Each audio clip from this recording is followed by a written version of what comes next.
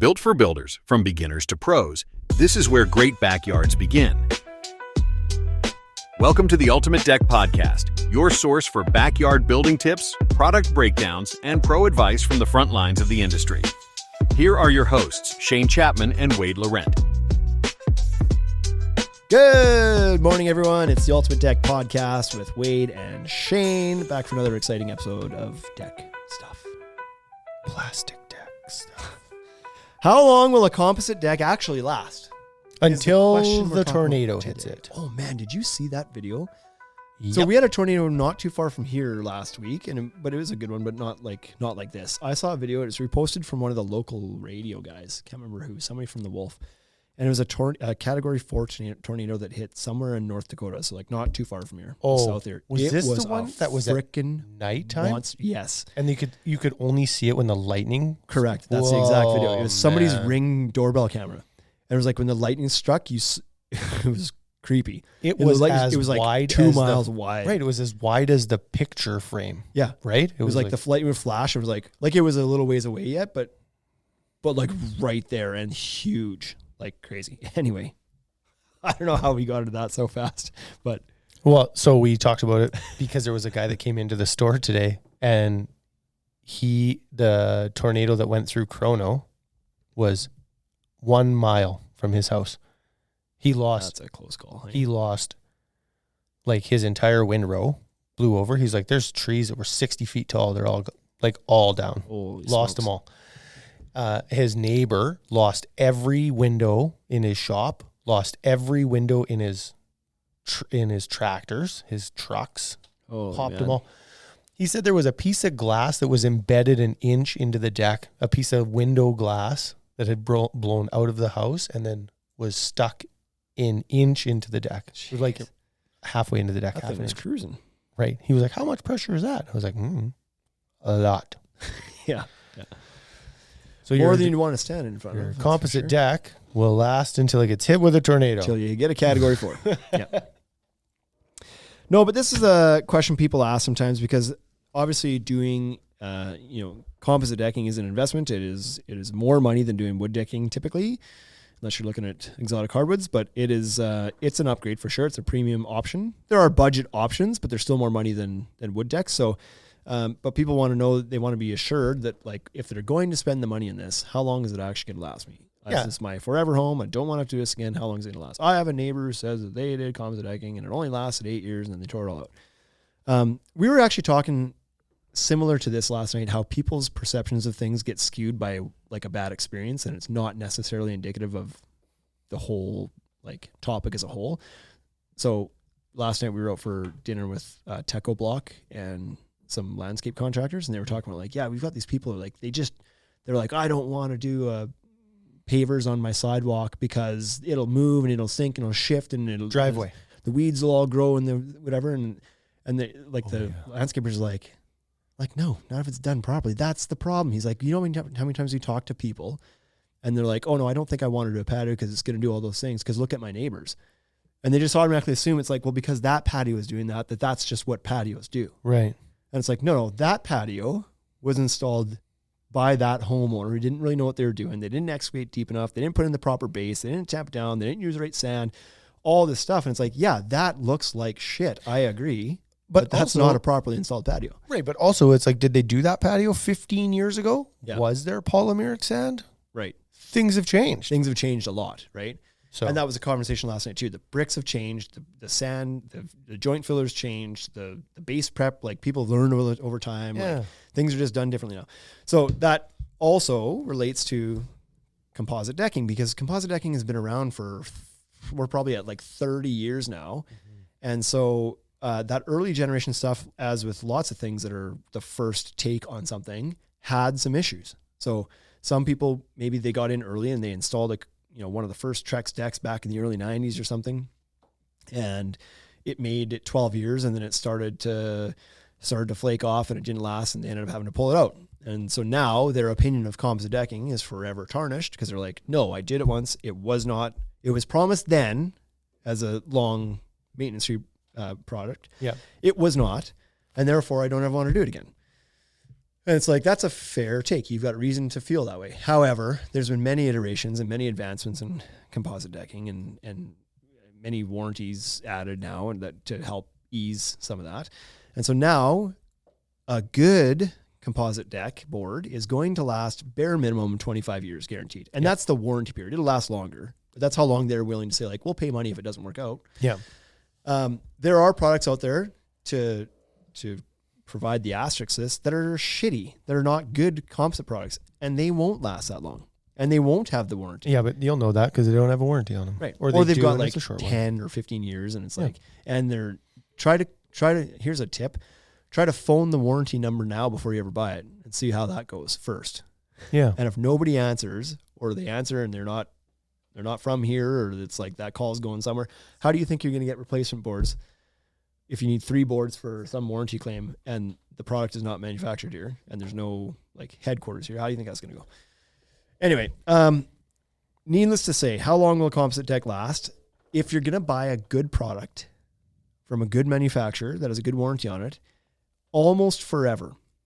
So these manufacturers, we don't carry anything less than 25 years that covers fading and staining as well. Fade, stain, structural, 25 years. Yep. Many of them are 30, 35, 40, 50, or lifetime, as long as you're in the house, warranties. So it's gotten to a point now where the technology has improved. They learned in the 90s. They released this product. It was like, okay, we think this is going to be really good. It was good for the time, but it just didn't last as long. They found out, like, oh, you know what happens is the wood fiber that's in this is exposed to the sun and to the water. It swells, it degrades, it fades, it bleaches. So we've got some problems. The stuff fades. Well, and then it degrades and actually breaks out of the bond of plastic. And it's like, this is how you get the shaling. To flake, yeah. And so they fixed it. One of the first ones, I believe it was like between Fiberon and Duralife. It doesn't matter, but one of the composite manufacturers realized, like, hey, part of the problem is that this wood flour is exposed. And so the sun is bleaching it. That's causing the fading. It's porous. That's causing the staining. It's swelling. Every time it gets wet and dry, it's like swelling and shrinking and swelling and shrinking. That's causing the bonds to break, and that's what's causing the shaling and the flaking and whatever else. What if we just didn't have wood fiber exposed? So they started, that's when capped composites come out. Yeah. So it used to be a category called composite decking, was just wood flour, wood fiber, and recycled plastic mixed together, and that was it. Yeah. Then they came out with what they called capped composite or cap stock, which meant same type of technology in the core, but protective pure plastic layer over at least the top of the board, top and sides of the board. So now that water is not ever getting to the wood fiber in it. So you've solved the issue with it expanding, contracting, and flaking. Yeah, and the exposure, just general exposure to the sun. Yeah, and they've added UV inhibitors into that cap layer now too. And the color is much more vibrant now. And it's all like, changing. Doesn't fade. And so those improvements were made 15, 20 years ago. And so I can tell you my deck today is probably approaching 10 years, like just 9 years old. Yep. It still looks brand new. I have not noticed any fading. I have not, like, it's not, there's no stains on it.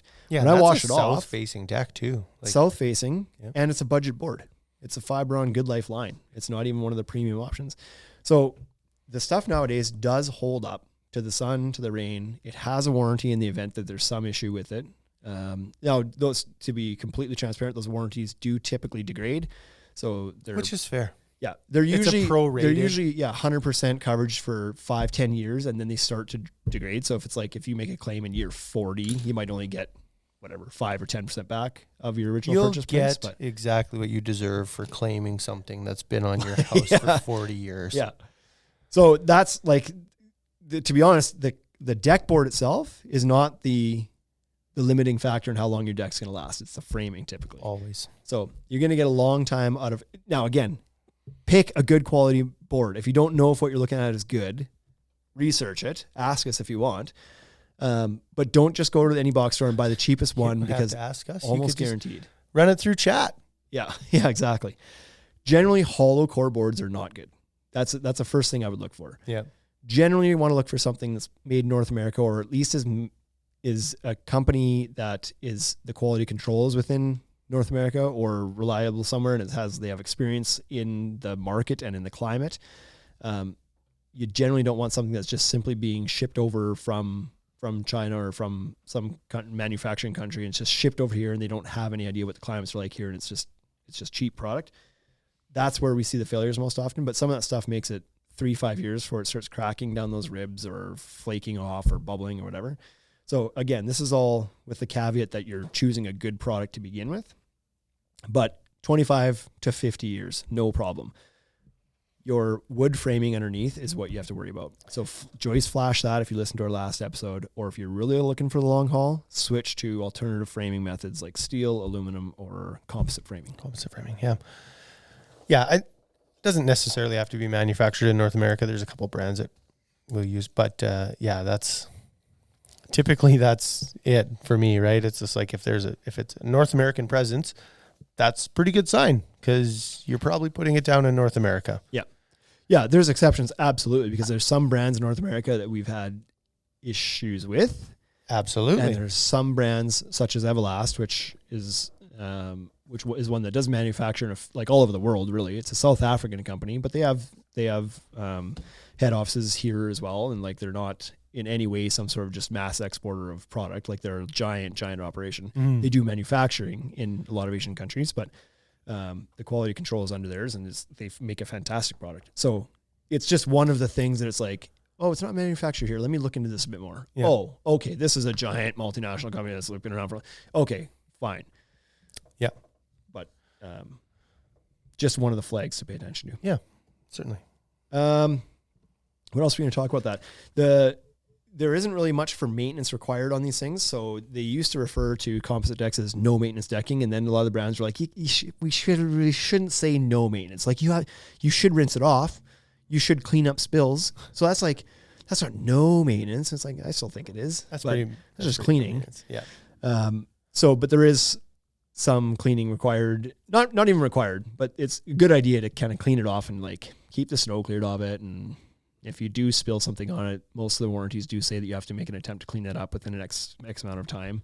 Yeah. So those kinds of things, but as long as you take care of it, you're not super rough on it, you're not shoveling it with metal shovels, it's going to last a long, long time. So yeah, and that falls into your like maintenance expectations. The mold, like lots of people have talked about that. Or it's like, my neighbor had a composite deck and it's all moldy. It's like, oh, that's uncapped.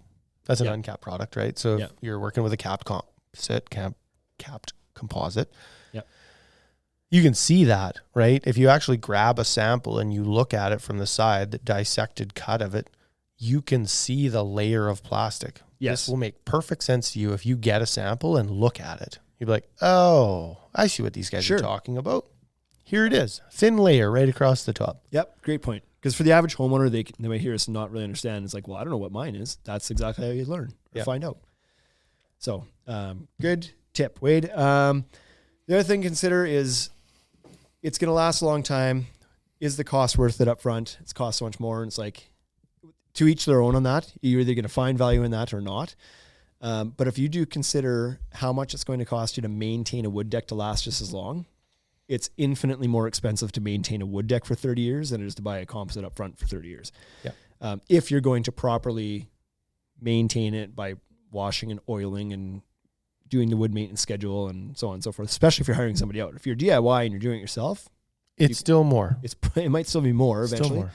But you'll save a lot doing that way. But then you've got to be prepared to have annual or biannual work, semi-annual work every other year to maintain that. If you're okay with it, then great. If you enjoy that being a project, to roll back to another episode, if you want to do that with your kids every year. Take your kids out. Teach them how to sand a deck every year. Do that. That'd be fun.